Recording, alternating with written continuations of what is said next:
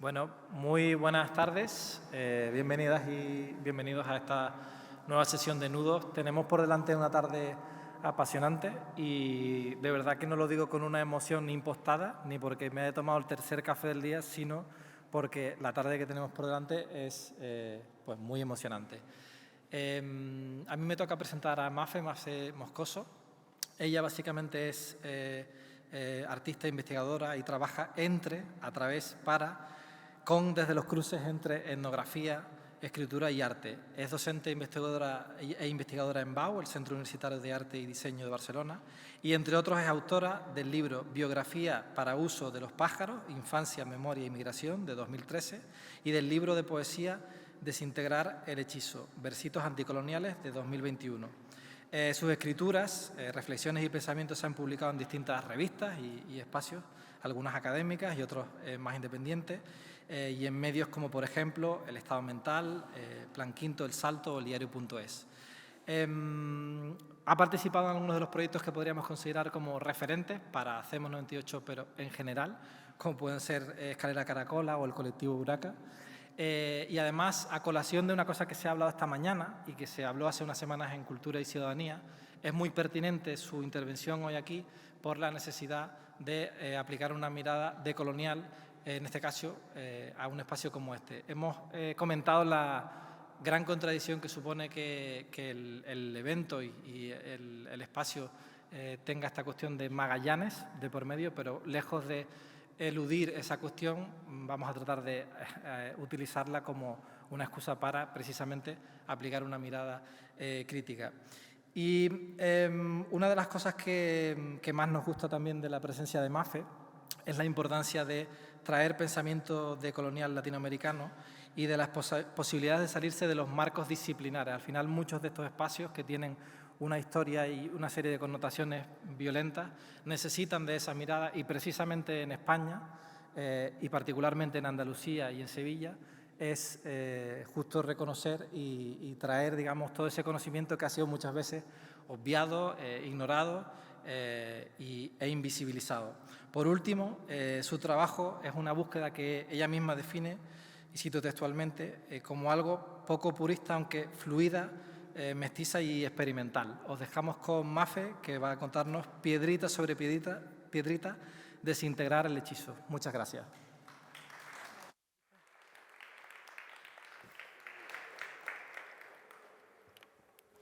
Bueno, pues buenas tardes. Quiero agradecer muchísimo por la invitación. Me siento muy halagada y muy contenta y alegre de estar aquí compartiendo el espacio.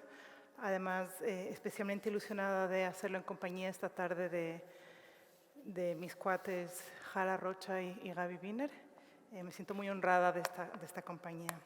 Muchísimas gracias por la hospitalidad. La verdad es que está siendo un día muy especial, muy acogedor. Me siento muy en un estado, ¿cómo sería cuando una se siente bienvenida? ¿No? Bueno, bienvenida, pero es como de hospitalidad. ¿Cómo se diría la que es? Bueno, al grano. ¿De qué hablamos cuando hablamos de decolonizar en un contexto eurocéntrico? La respuesta no es sencilla porque la pregunta, creo, tampoco lo es. Asumir que borrar la matriz colonial que destruye unas vidas y privilegia a otras desde la boca del monstruo, como esta, se ha de llevar a cabo a través de la tarea de decolonizar, es quizás un punto de partida que hemos dado por hecho y al que quizás deberíamos volver de modo colectivo. Porque, ¿de qué hablamos cuando estamos hablando en realidad de decolonizar? Decolonizar la música, decolonizar el arte, decolonizar el cuerpo, decolonizar la educación, decolonizar la comida, decolonizar el pelo, decolonizar el diseño, la imagen, decolonizar la vida. Las energías liberadoras están vinculadas a las palabras mágicas. Toda palabra mágica, explica Cusicanqui, desde Bolivia, es una especie de continente que no se evita al nombrar. El acto de nombrar no siempre acompaña el acto de habitar, eso que nombra, y las palabras mágicas que no habitan lo que nombran son una suerte de bloqueo a la apertura espiritual de caminos epistemológicos. A continuación, yo no voy a proponer una definición de colonialidad o de colonización porque no lo sé. No creo que sea útil cerrar el significado y tampoco creo que sea una discusión interesante. Voy a traer y compartir tres pequeños artilugios que me han acompañado o me están acompañando a pensar, sentir, hacer de un modo lento, preguntas dirigidas no tanto a avanzar hacia adelante de un modo desenfrenado, sino más bien a imaginar modos de habitar aquello que se nombra. Tan difícil habitar aquello que se nombra. El punto de partida es que vivimos en Europa una situación de penumbra cognitiva, pero su otra cara es quizás la posibilidad de una comprensión más profunda de cómo pensamos lo que pensamos como condición para imaginar formas de conocimiento más allá del realismo ontológico heredado de la Ilustración. Los artilugios que me acompañan exploran preguntas que tienen que ver precisamente con la separación entre ciencia y espiritualidad, dando por hecho de que las formas de producción de conocimiento validadas son aquellas en las que existe un dentro y un afuera. ¿De qué modo se coloca atención en lo que parecería ser que ocurre fuera de mí? ¿De qué modo pongo atención en lo que parecería ser que ocurre en mi interior? ¿Existe una separación entre ambos? ¿Existe una afuera y existe una adentro? Son algunas preguntas que, como se verá, acompañan los siguientes hilos que me gustaría abrir con la fe en que estamos aprendiendo a ser capaces de tejer juntas modos de nombrar que son acompañados por el acto de habitar aquello que se nombra. El primer vídeo es una pieza artesanal que hice, el primer artilugio, se llama El Caminito de Walter Benjamin. Es una pieza artesanal que dura unos pocos minutos, que hice recorriendo el camino de Walter Benjamin en Portbou, digamos, entre Francia y Portbou, dentro del marco de un proyecto de una residencia en un museo de arte en Madrid que se llamaba Artistas Migrantes. Éramos más o menos 12 personas y las únicas personas migrantes éramos dos, Shirú y yo. Al finalizar el proceso, Shirú y yo fuimos borradas y eliminadas del proceso y se presentaron las 10 obras.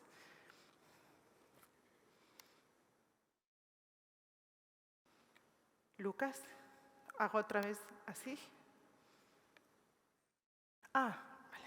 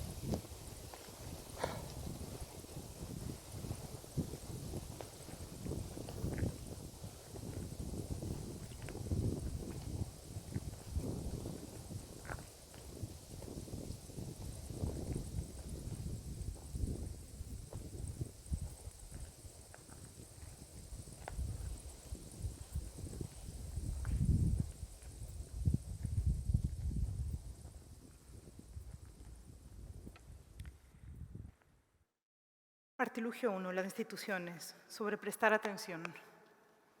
Y si tuviésemos que volver a las preguntas iniciales, esto es, a los puntos de partida, a aquellos acuerdos comunes, a lo que damos por hecho, si se presta atención, esto es, si atiende a aquello que se da por hecho sin cuestionarlo, es posible que se descubra que en realidad a veces está bien detenerse, abrir la ventana, permitir que el sol entre y el aire circule, observar con cuidado.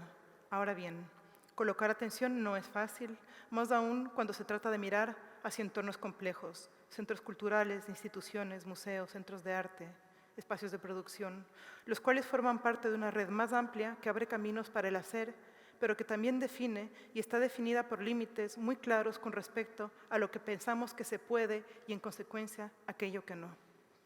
En un principio, un centro cultural, por ejemplo, como el que estamos o que quiere serlo, es un espacio que dispone de recursos humanos y materiales dirigidos a acompañar, facilitar el desarrollo de procesos creativos, ofrecer las condiciones para la generación de herramientas generadoras de mundos, cuidar la sensibilidad.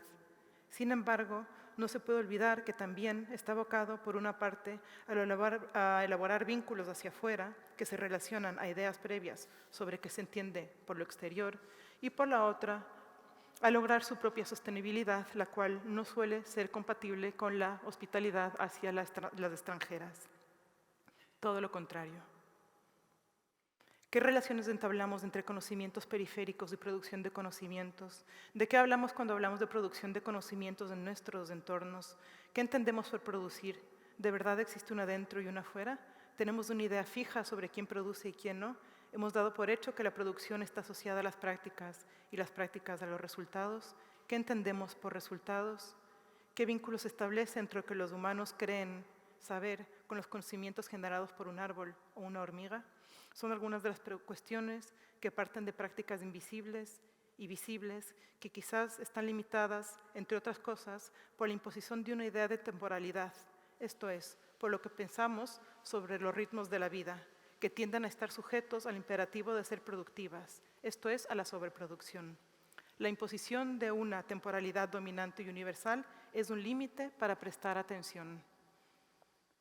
Si la temporalidad dominante en el capitalismo es la hiperactividad, la cual tiene la forma de una dispersión que está atravesada por la aceleración o la desincronía, ¿se podría sostener en consecuencia que la sobreproducción es un síntoma de un malestar temporal compartido?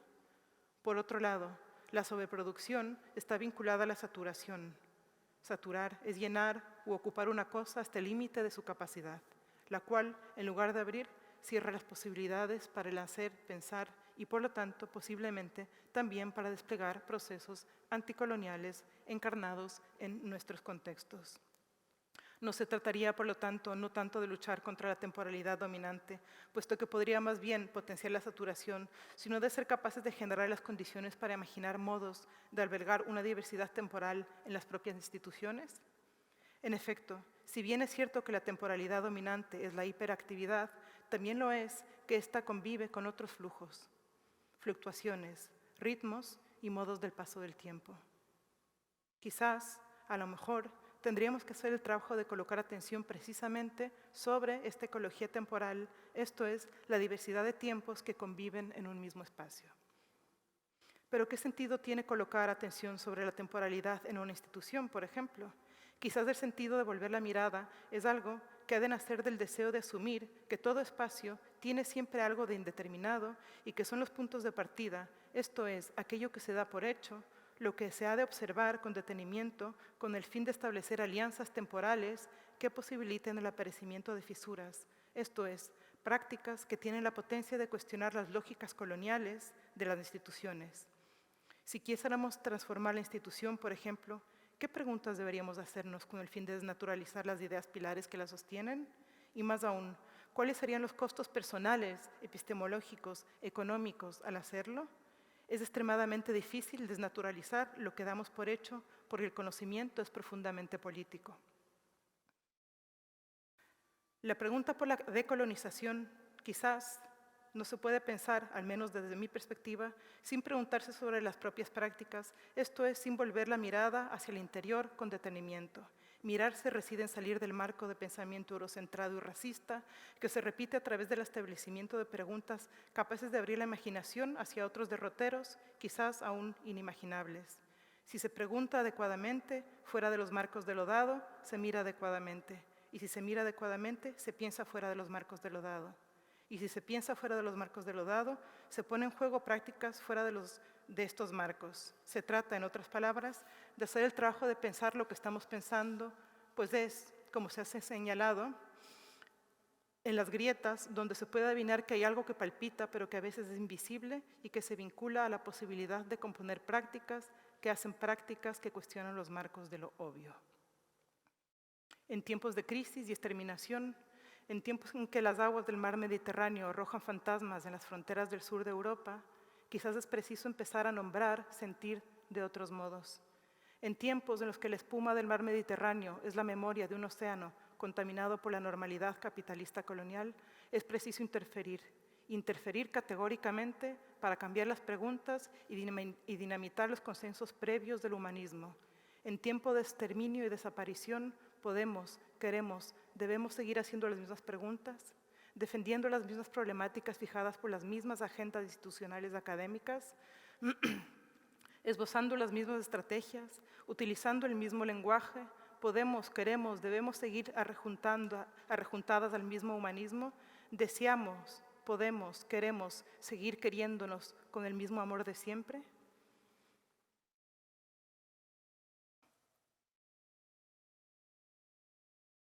Sin embargo, la interferencia probablemente no puede ocurrir si no se considera al menos una contradicción que es imprescindible evitar y reconfigurar, a saber, el humanismo patriarcal, racista y colonial se sostiene en sólidos consensos previos que difícilmente pueden ser puestos en crisis precisamente porque nuestras prácticas que separan el hacer del pensar y el cuerpo de las ideas están arraigadas en aquellos consensos, incluso nuestras prácticas críticas que tienen lugar dentro de las instituciones, porque de modo inevitable estas son transformadas rápidamente en mercancía.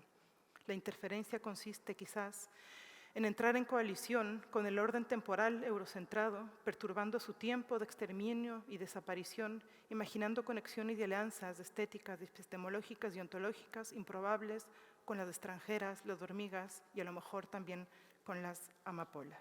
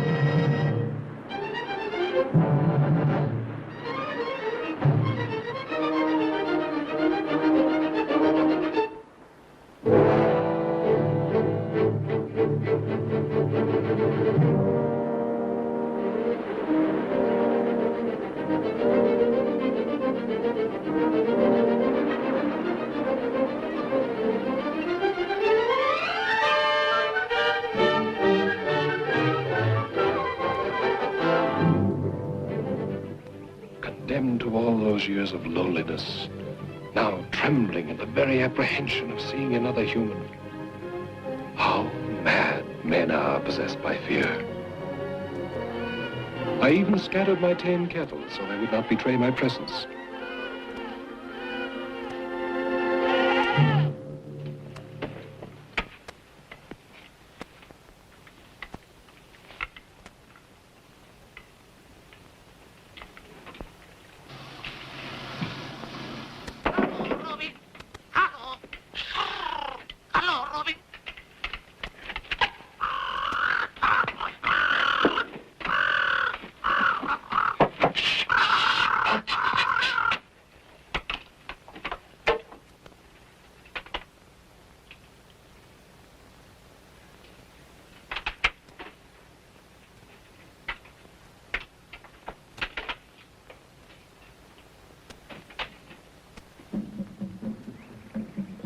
man-eaters.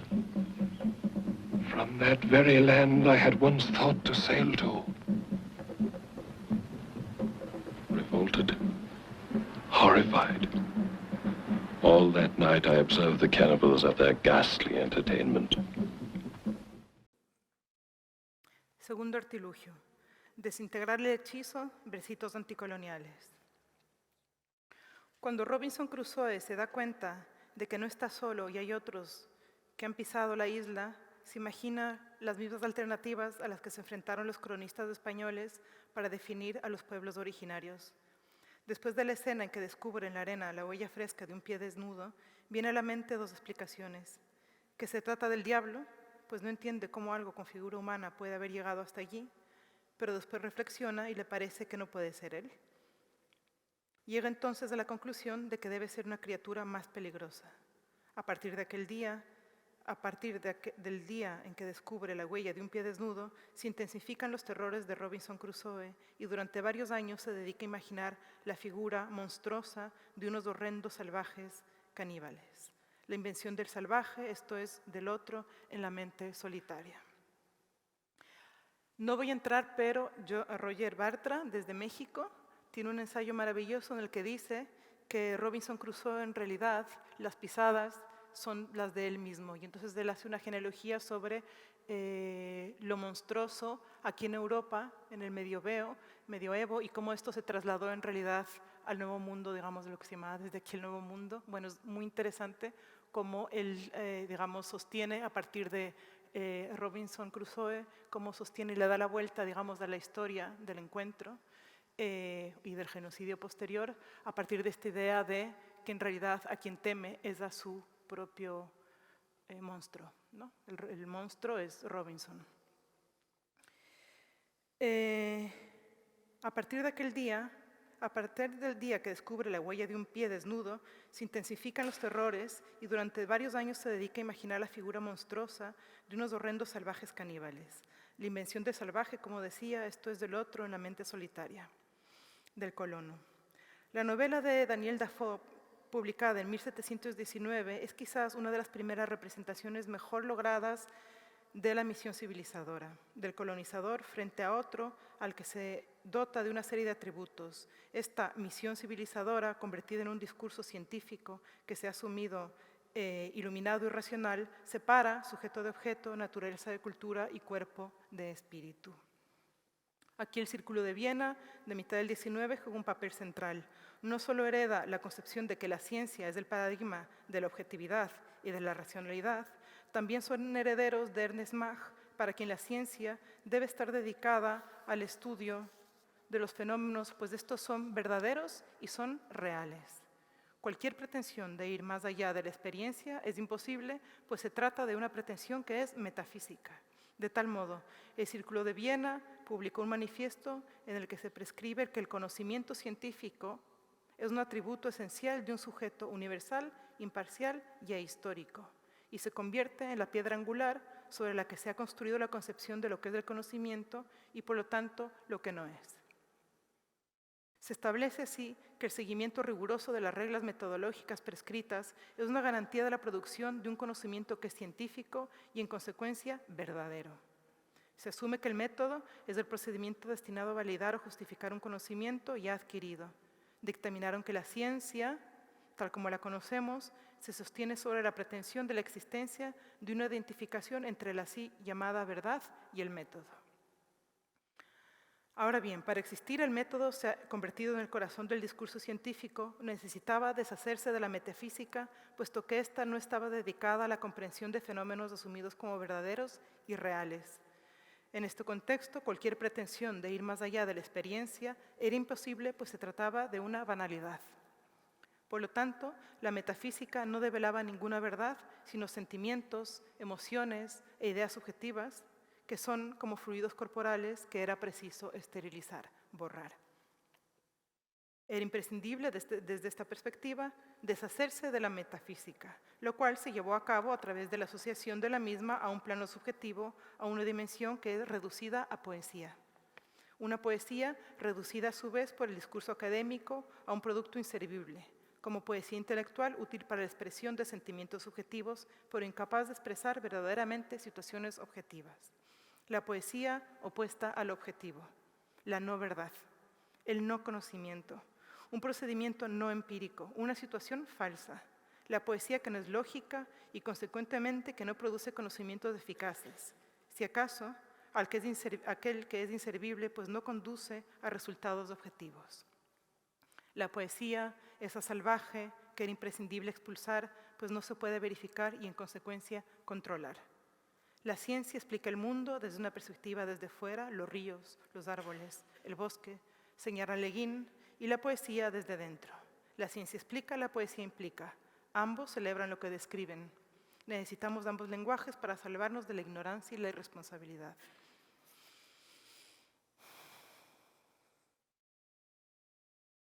¿Qué hice con el libro? Ah, gracias.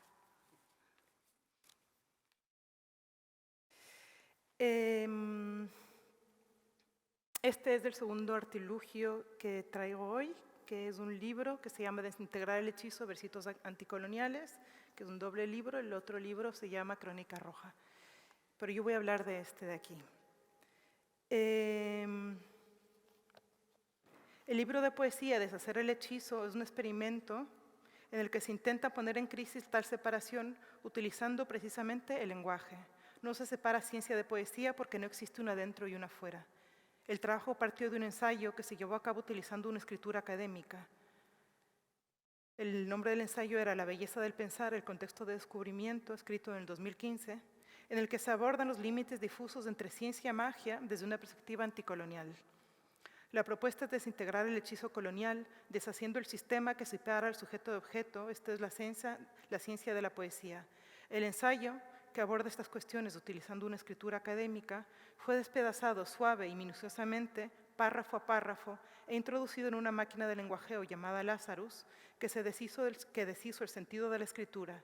El resultado del destrozo fue editado y vuelto a juntar, intentando componer algo así como un lenguaje poético.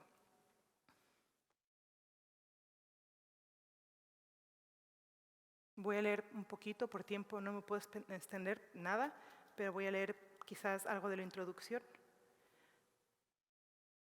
Hay fuegos, hay mundo de llamas. Si durante años el lenguaje científico occidental y occidentalizado se ha construido sobre, en, desde, para, a través de la identificación entre la verdad y el método, en la entrada a la década de los 20 del siglo XXI, los impactos de dicha correlación han encendido un enorme incendio que está transformando la vida tal y como la conocemos, tal y como pensamos que creíamos que conocíamos la vida. ¿Fuego? ¿Existe un conocimiento científico que nos pertenece? ¿Existe algo que realmente nos pertenece? ¿De qué hablamos cuando hablamos sobre la vida? El botánico con su botánica, el zoólogo con sus animales, el sociólogo con sus estadísticas, el minerólogo con sus piedras, el astrónomo con sus constelaciones y sus estrellas, el economista con sus tasas de interés, el mastólogo con sus mamíferos, el herpetólogo con su herpetología que dice el estudio de los anfibios beneficia el conocimiento del estado del ambiente, porque son muy sensibles a las perturbaciones de los ecosistemas.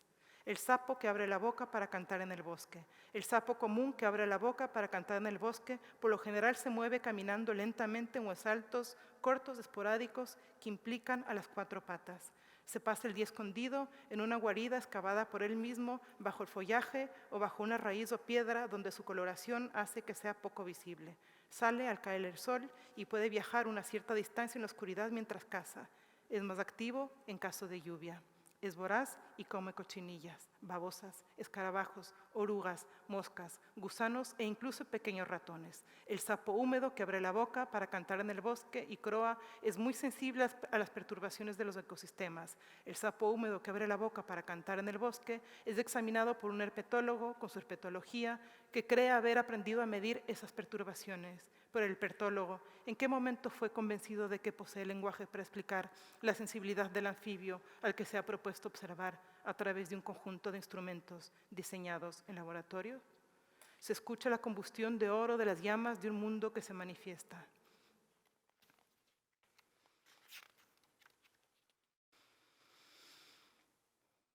Hay un futuro que no es el nuestro, que se agota.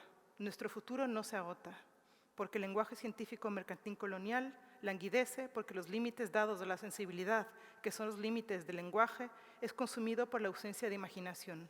El lenguaje científico mercantil colonial, que es consumido por la ausencia de imaginación, se agota porque sus llamas, que hacen arder nuestros bosques, nuestras tripas, nuestras ideas, son apagados por nuestros fuegos. Una guerrilla carbónica y mineral que crece escondida y furiosa entre las llamas de purpurina científica transnacional blanca que se extingue. Nuestros fueguitos queman los límites dados de la sensibilidad, es decir, los límites del lenguaje científico mercantil colonial que es consumido por la ausencia de imaginación. Esto es, por la ausencia de poesía. Nuestros fueguitos que hacen arder los límites del lenguaje científico occidental y occidentalizado que ha cubierto con piedras del horizonte de lo pensable se llama poesía.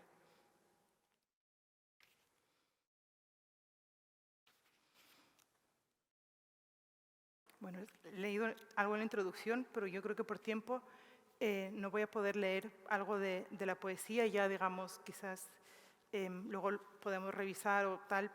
Quería leer algo de la introducción, pero bueno, voy a dejar aquí algo de poesía, digamos.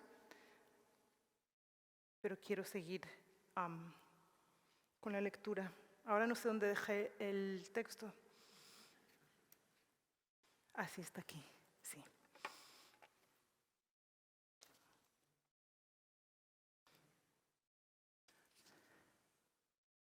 Tercer artilugio, universo Kipunk.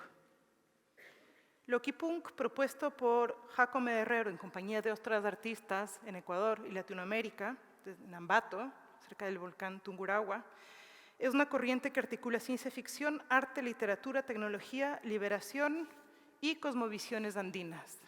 Mi trabajo, aún incipiente, consiste en participar junto a un grupo de artistas andinos en el diseño de un universo Kipunk, de matriz mágica andina que convive con otros universos. Me interesa imaginar el universo Kipunk, entre otras cosas, porque no concibe la generación de conocimiento separada de lo que los filósofos en Europa llaman la metafísica, esto es, de la poesía, es decir, de la espiritualidad. Las chamanas son nuestras científicas. La propuesta se basa en una metodología de trabajo a lo que llamamos ciencia ficción andina, cuyo fin es imaginar, utilizando la ficción especulativa, una ciencia del mañana, que cree en un devenir científico en el sur que inicia con las raciones mágico-fantásticas en los Andes del siglo XXI. Mi madre, que se llama Elena, hija de Lucinda, que cumplió años el día sábado, es heredera del mundo Kipunk. Nació en lo que era un pueblo ubicado junto a las laderas del volcán Cotopaxi, en los Andes ecuatorianos. Recuerda su niñez en el campo, entre ágapes, bebiendo de ellos un maravilloso y dulce líquido que los pueblos originarios de la zona lo preparaban con cebada. Uno de los elementos fundamentales del universo propuesto por Jacome es precisamente el ágape o penco, que es una planta prehispánica que crece en la serranía y las montañas de Ecuador. De ella se obtiene una bebida llamada chaguarmishki, que se suele tomar en las zonas rurales, como en el pueblo en que nació Elena, o en los lugares como las ferias de algunos mercados del sur de Quito. Chaguarmishki viene de dos vocablos, quichuas, chaguar, que significa penco, y mishke, que significa dulce.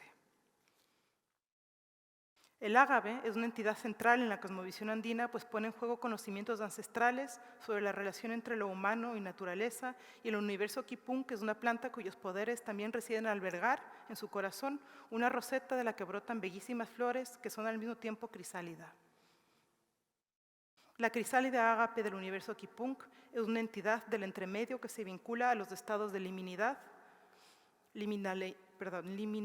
los cuales generalmente se han vinculado con fenómenos como el carnaval, durante el cual las reglas que normalmente constituyen la formación de identidad se ven abolidas y se produce de manera antitética,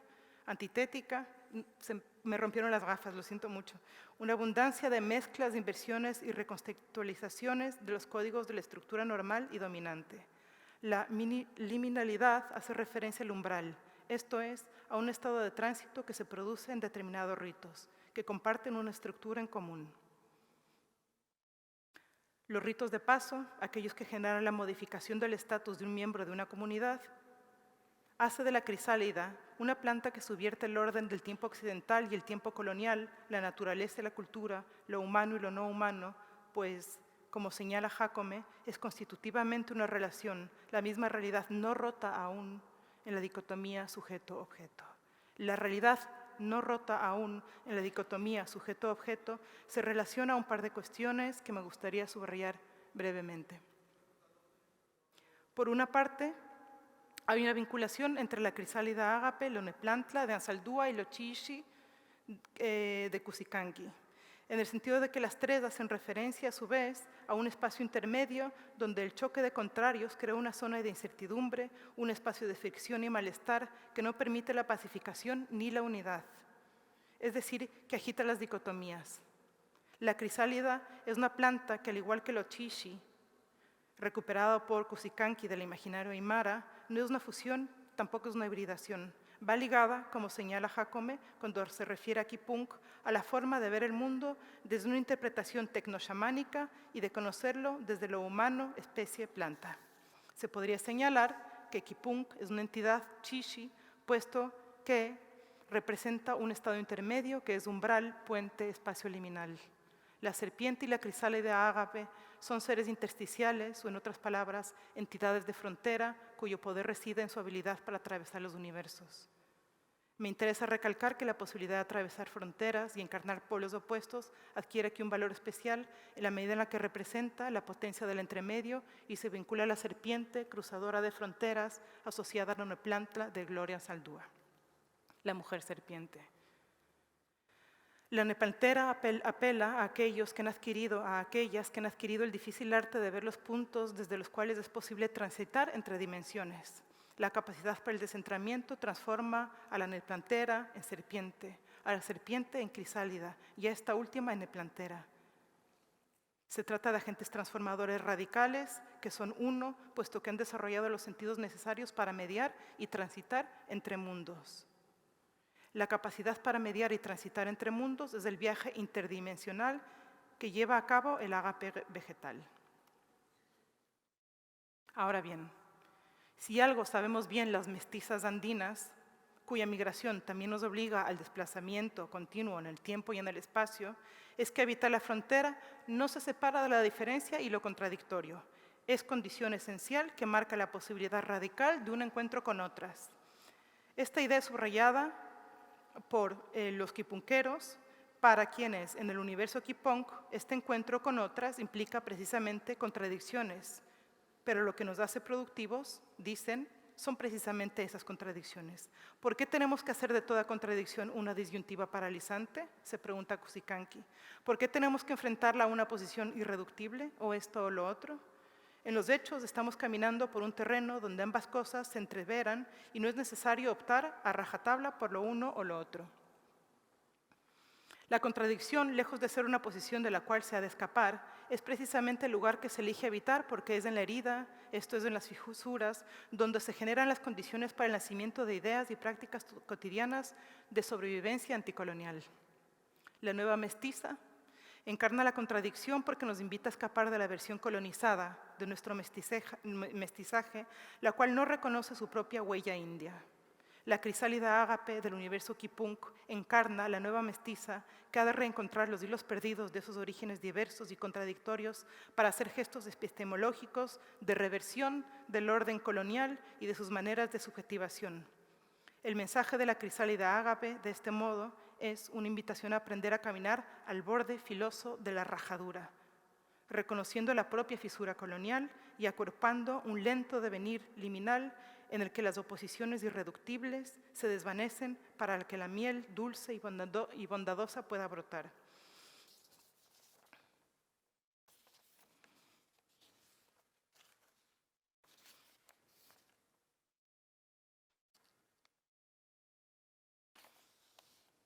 En el universo kipunk, la realidad es una distorsión espaciotemporal que fue codificada en una dimensión paralela sobre el territorio andino en las tierras medias del sol perpendicular. Esta distorsión es sonora, o en otras palabras, en el universo kipunk, la alteración se pone en juego a través del sonido, gesto que no solo escapa a la epistemología occidental hegemónica que separa sujeto y objeto, sino que también la cuestiona. Finalmente, se puede decir que colocar en el centro de las interrelaciones del sonido es una invitación a traer el cuerpo en su escala sensorial, lo cual ayuda a entender que no solo estamos dotados de un cerebro vinculado a la razón, sino de todo un cuerpo. el mundo allá afuera y lo que hago para estar en ese mundo, son inseparables. Este es precisamente el punto. Es en este no lugar de la codeterminación entre lo interno y lo externo que no podemos decir que está dentro o fuera. En la cosmovisión Kipunk se pone en juego una idea sobre la percepción que consiste precisamente en la no separación de una misma y el mundo. Esto es, se asume que el cuerpo no es independiente del mundo, sino que por medio de la percepción el cuerpo y el mundo permanecen entrecruzados. De esta manera, el sonido activa una experiencia sonoro-simbólica entre a través, por medio de la cual la separación se deshace en el sentido de que la crisálida ágape es al mismo tiempo mensajera vegetal alquímica andina y sonido. La mensajera ha transmutado en sonido. En consecuencia, no está fuera y tampoco está dentro, pues estos no están encendidos. No es una observadora separada de la realidad, pues representa un todo que es afectado al tiempo que afecta a la realidad. La mensajera es sonido. Y por falta del tiempo, pues no voy a poder terminar de contar, pero bueno, luego si queréis podemos seguir hablando un poquito más si se me fue el tiempo. Aunque me quedan 5 minutos, según mi reloj.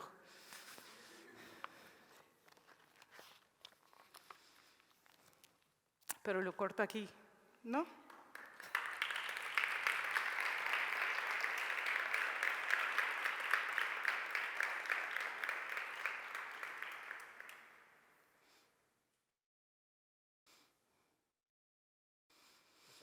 Nada. Muchas gracias, Mafe. ¿Alguna pregunta?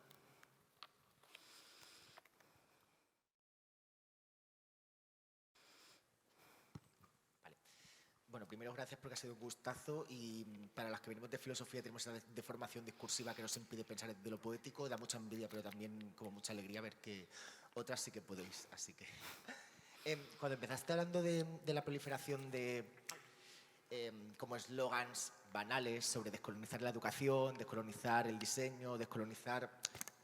Bueno, lo primero que me vino a la cabeza fue la cita esta de Kusikanki que dice que lo decolonial es una moda, lo postcolonial es un deseo y lo anticolonial es una lucha. Me pareció muy...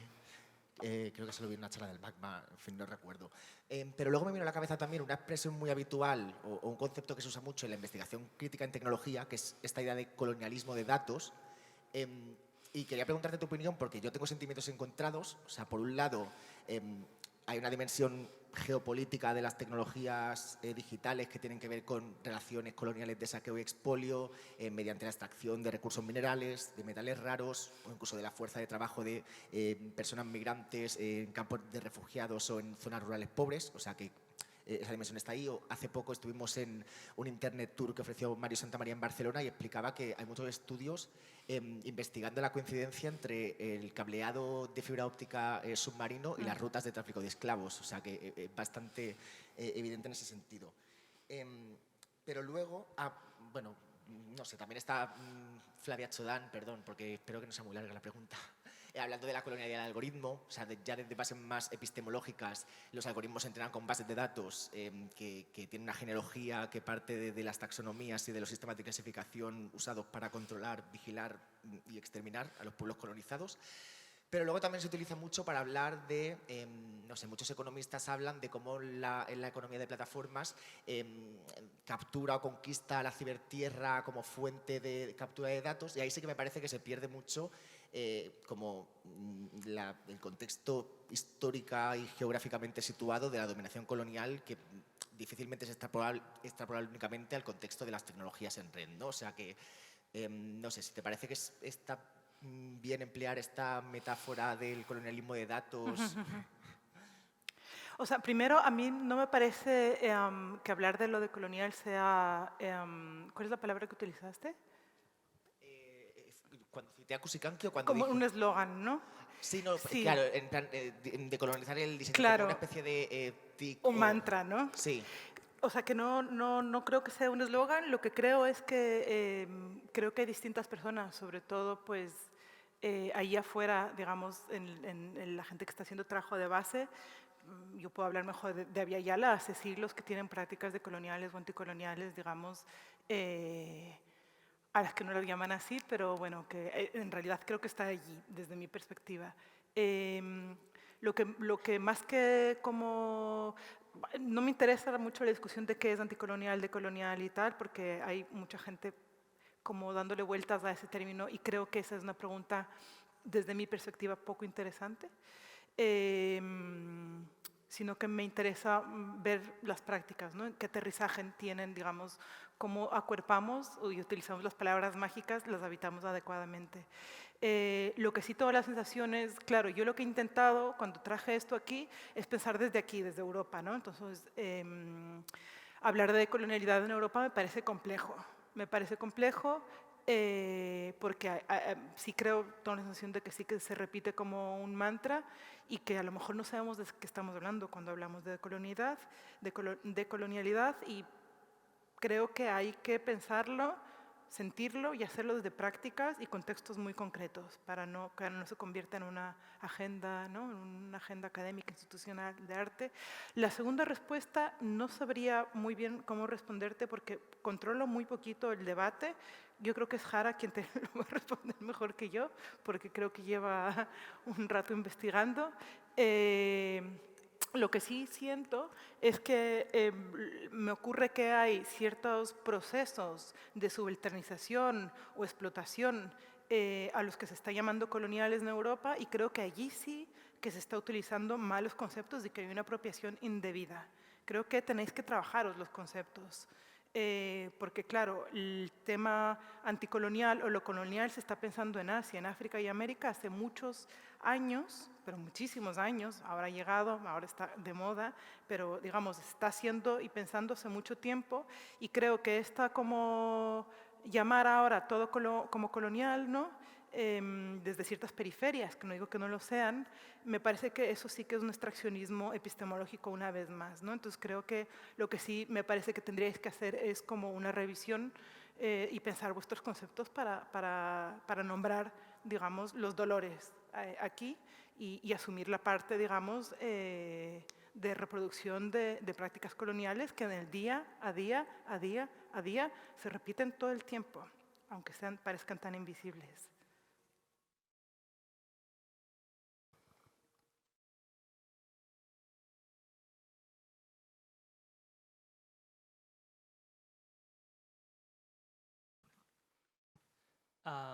Habías dicho antes que gran parte de esto venía por la imposibilidad que habían tenido los humanos por ser capaces de vivir en la contradicción con la ciencia y la poesía.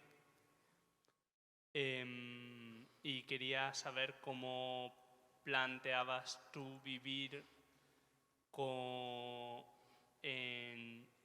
una contradicción y no tender a uno de los extremos. Claro, la propuesta, justo la que yo traía del universo Kipunk, Lo Chishi, la nueva mestiza, este libro, es decir, no se trata, no proponen estar en un lugar y otro. Digamos, lo que hacen es como asumir, digamos, de este lugar del borde todo el tiempo, sin que sea, ¿no?, blanco o negro, sino evitar los grises, sabiendo que habitar el gris es una herida, y asumirlo y vivir allí, sin escapar de la contradicción. Entonces, no hay que elegir. Ese es el proyecto. Tampoco, digamos, lo que yo explicaba es que lo que ha ocurrido es que en cierto momento de la historia de la ciencia en Occidente, digamos, está atravesada por lógicas coloniales y una matriz colonial que lo que ha hecho, por ejemplo, es separar la ciencia de una espiritualidad o de una poesía, cuando en realidad, cuando hablo de espiritualidad no hablo de la iglesia, hablo de espiritualidad. Y entonces, en realidad, tampoco se trata de lo uno y lo otro, sino que en la poesía hay una ciencia, una espiritualidad y ciencia, y en la poesía, digamos, y en la ciencia hay una espiritualidad y una poesía también, a pesar del binarismo que la ciencia ha intentado, digamos, con mucha violencia poner en práctica durante siglos, con todas las consecuencias nefastas que ha tenido para nuestros territorios. Vale, gracias.